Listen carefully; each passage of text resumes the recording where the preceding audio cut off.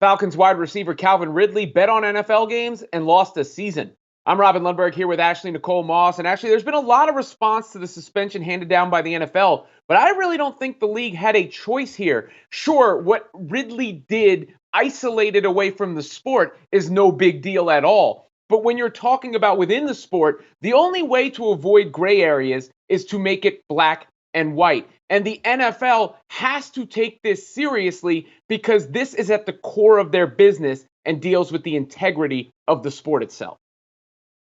The gray area is what the NFL is built on, though, and I have a hard time listening to the integrity of the sport, the same sport where Dan Snyder is still an owner, the same sport where Stephen Ross is still an owner, the same sport that blackballed Colin Kaepernick for wanting to go ahead and bring about change within our world when it comes to race. It's the same sport that gives less suspensions or less harsh suspensions to players who are involved in domestic violence situations than they're giving to Calvin Ridley for gambling, for betting, for a business that the NFL themselves prioritizes and also monetizes off of. And let's not pretend that the taboo of gambling and betting was only lifted once the league learned how to monetize from it. And I'm not going ahead here and justifying what Calvin Ridley did. Listen, the rules are still the rules, but there is a lot more gray area to this rule than I think people are willing to recognize. And I think the only issue or the only reason the league has an issue is because if players are making money off of placing bets,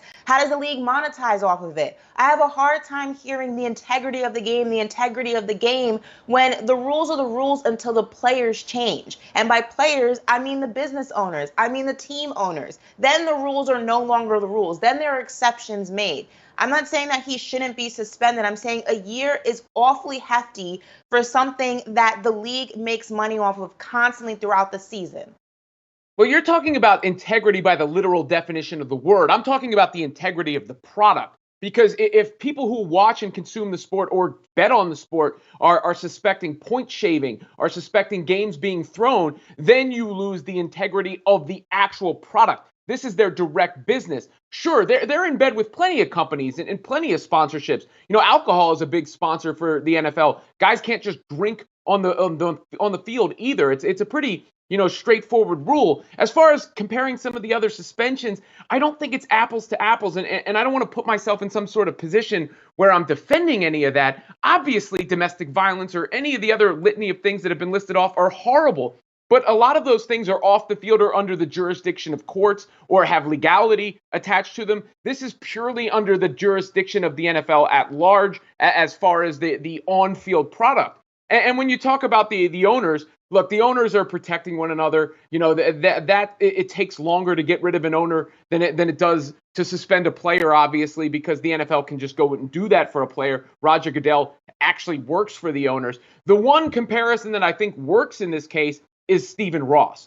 And if there's any shred of evidence against Stephen Ross that proves what Brian Flores said to be true, that, he was trying to bribe him essentially to throw games or lose games, then he will be gone. I really don't doubt that. But at first, you need that tangible evidence, some sort of text or email, whatever the case may be. In this case here, you have the fact that Ridley actually did it from his phone, which made it very easy for the NFL to prove and come down on. Well, two words, first of all, burner phone. But put all jokes aside, integrity is not a moving goalpost. And I think that's my issue. You can't pick and choose when to have integrity. And the integrity of the sport does not just lie in gambling and betting. There's many facets of that. And the NFL is constantly picking and choosing when they want to go ahead and preach integrity. And that is my issue. Again, I'm not justifying what Calvin Ridley did. He knew what the rules were, and he went ahead and did the opposite of that anyway. So there are consequences to your actions. That does not mean that there's not gray area in this conversation. That does not mean that the NFL does not constantly go ahead and move the goalpost on what integrity is or what integrity means to the game. You can't pick and choose that. You can't have integrity when it comes to betting, but you don't have integrity when it comes to someone like Dan Snyder still owning a football team. You can't have integrity when it comes to suspending a guy for X amount of games for something he did in college, but then going ahead and giving a lesser restriction or a lesser penalty rather to something somebody who went ahead and was in a domestic violence situation. It's constantly a moving goalpost, and that is the frustration with the NFL. It does not seem to be a just consistent moral compass, a consistent moral code that they follow, and that's why it's very hard to take something like this seriously. You look at it with a side eye because, like I said, the league is constantly picking and choosing, and integrity is not something you can do that with. So I think that there's more gray area, like I said, in this situation than people are willing to give credit for. And I think a year is extremely hefty for something that is legal in about 30 states. And again, that the league monetizes off of throughout the season. I think it's ridiculous. Well, this is not morality or legality. I don't think either of those two words apply. It's not about morals. It's not about the legal standard. It's about the fact that when people tune into an NFL game, they have to believe that the product they are watching is legitimate. And the one thing that threatens the legitimacy of that product is gambling. Players gambling. He wasn't playing. It's not like but it doesn't matter. Again, that's why there can't be a gray area. You just can't do it.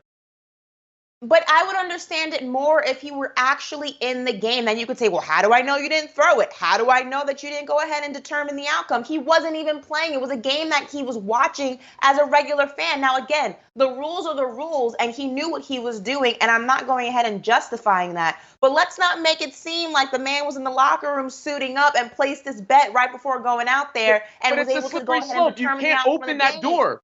You can't crack open that door. That's why they had to come down the way they did, and that's why it has to be full stop. You can't bet on NFL games if you're a player.